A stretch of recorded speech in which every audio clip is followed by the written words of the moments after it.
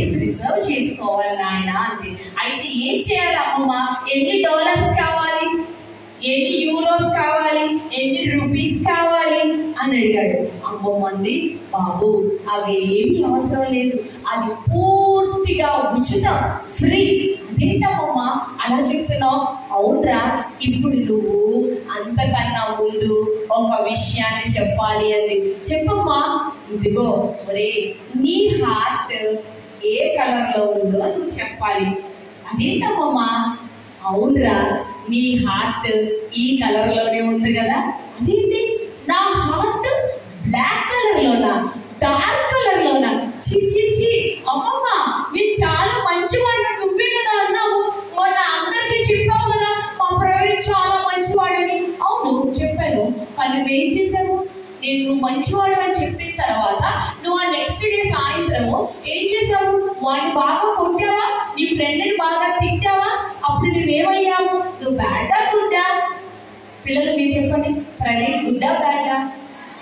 ప్రవీణ్ గుడ్డా బ్యాడా? అయితే అమ్మమ్మంది, బాబు నువ్వు ఒక్క నిజం ఒప్పుకోరా, కొన్ని నిజాలైనా ఒప్పుకోరా అంది. ఏంటో చెప్పమ్మమ్మ.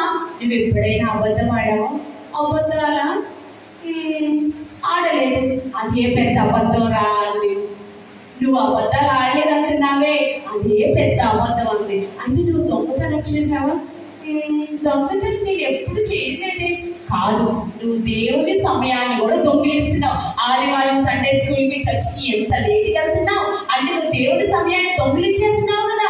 సండే అంటే లార్డ్స్ డే కదా, అది నీ డే కాదు కదా. కానీ నువ్వు అన్ని సండేకి పెట్టుకొని సండే అంతా దొంగిలిస్తున్నావు కదా, అంటే నువ్వు దొంగవే కదా అంది. అమ్మమ్మ, ఏంటమ్మమ్మా?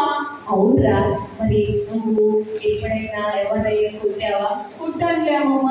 అయితే నువ్వు తప్పులు చేస్తున్నావు, నువ్వు తప్పులు చేసినా చేయకపోయినా, నువ్వు ఒప్పుకున్నా ఒప్పుకోకపోయినా బైబిల్ ఏమని చెప్తుందో తెలుసా? ఏ భేదము లేదు, అందరూ పాపం చేసి దేవుడు అనుగ్రహించు మహిమను కోల్పోయారని చెప్తుందయ్యా. కాబట్టి నీ హృదయం, నా హృదయం, మనందరి హృదయాలు ఏ కలర్ లో ఉంటాయి? బ్లాక్ కలర్ లో ఉంటాయి. ఇక్కడ ఎవరైనా ధైర్యంగా లేచి నిలబడి చెప్పగలరా, my heart is not block అని? అంతే, మనం ఒకరి ఫేసెస్ ఒకటి చూసుకుంటాం. We don't have the dare to say that my heart is not block. Yes, okay వినండి. Even Praveen also can't say that. Praveen ఏమన్నాడు? అవునమ్మా, నా హార్ట్ ఇట్లా బ్లాక్ అని ఉందమ్మా. అయితే వీడు, ఇదిగో నీ హార్ట్ బ్లాక్ గా ఉంది కాబట్టి ఇదిగో నువ్వు ఈ బంగారమయమైన పరలోక రాజ్యంలో అడుగు పెట్టలేవు.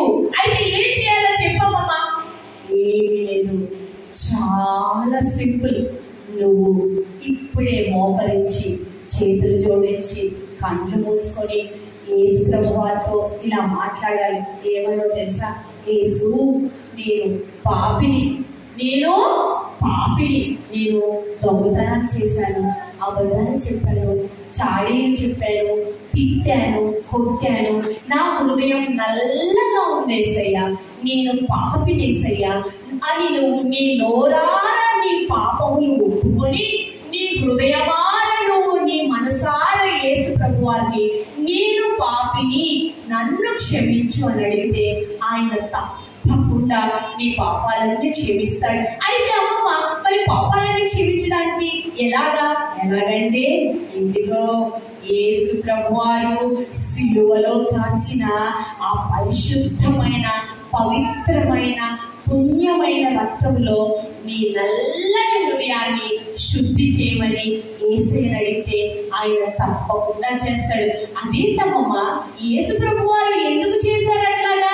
ఇదిగో యేసు ప్రభువారు తండ్రిని విడిచి పరలోకము నుండి భూమి మీదకి దిగి వచ్చి ఆయన ఏ పాపము చేయకపోయినా, ఏ తప్పు చేయకపోయినా, ఆయన పరిశుద్ధుడైనప్పటికీ మనందరి పాపముల కోసం, మనందరి పాపములు ఆయన భుజం మీద వేసుకొని ఆయన తానే పాపముగా మారి మనకి పాపానికి రావాల్సిన శిక్ష, మన పాపాలకు రావాల్సిన పనిష్మెంట్ ఆయన తన మీద వేసుకొని మన పనిష్మెంట్ ని, మన శిక్షను తానే శిలువ మీద భయంకరమైన ఘోరమైన సిలువ మరణాన్ని, సిలువ శ్రమను, సిలువ శిక్షను భరించారయ్యా అని చెప్పి